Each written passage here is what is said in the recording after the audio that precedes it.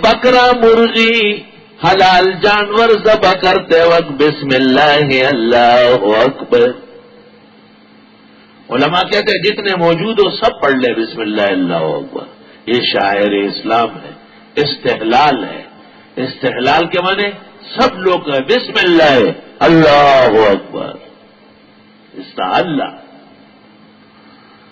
یہ نہیں کہ صرف قصائی بھی باتوں میں لگے رہے، ایک دوسرے کو ماں بہن کی گالیاں دیتے رہے چھوڑا پہ رہے. یہ تو تارک و تسمیہ متعمدن ہے، جانور مردار ہو گیا. تارک و تسمیہ متعمدن یقیناً جانور مردار. قصائیوں کو بھی ٹھیک کر دے، ان کا منہ دھلوائے اور ان کے چھوڑے چاقو بھی صحیح کرا دے اور ان سے کوئی بھی ذبح کا وقت آ رہا ہے تو بکواس نہ کر، صرف بسم اللہ اللہ اکبر پڑھتے رہو. ایک دفعہ پڑھنا تو فرض ہے، اگر وہ قصدن نہ پڑھا گیا تو حلال جانور مردار سمجھا جائے گا، اور 3 دفعہ پڑھ لے تو بہتر ہے. اور جتنے موجود لوگ ہو سب پڑھ لیں بسم اللہ اللہ اکبر. یہ کیا کہیں گے؟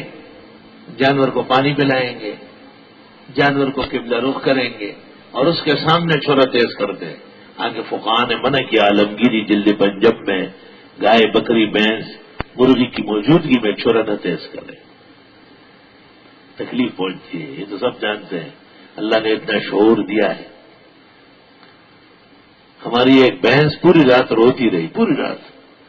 پالنہار جو تھا اس نے مجھے کہا کہ دیکھو کیا ہو گیا. میں گیا، اس سے بڑی بات چیت کی، اس کا چارہ وارہ ٹھیک کیا اور گھومتا پھرتا رہا، پوچھتا رہا کہ کیا تکلیف ہے آپ کو. تھوڑی دیر بعد پھر لیٹ گئی اور پھر آنکھوں سے موٹے موٹے آنسو گر رہے.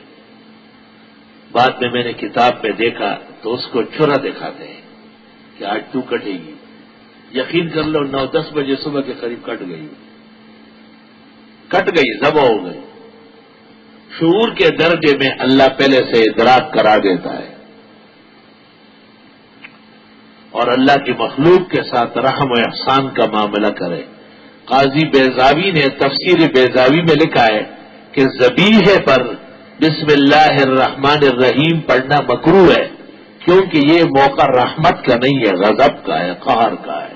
اس کی گردن کٹ رہی ہے.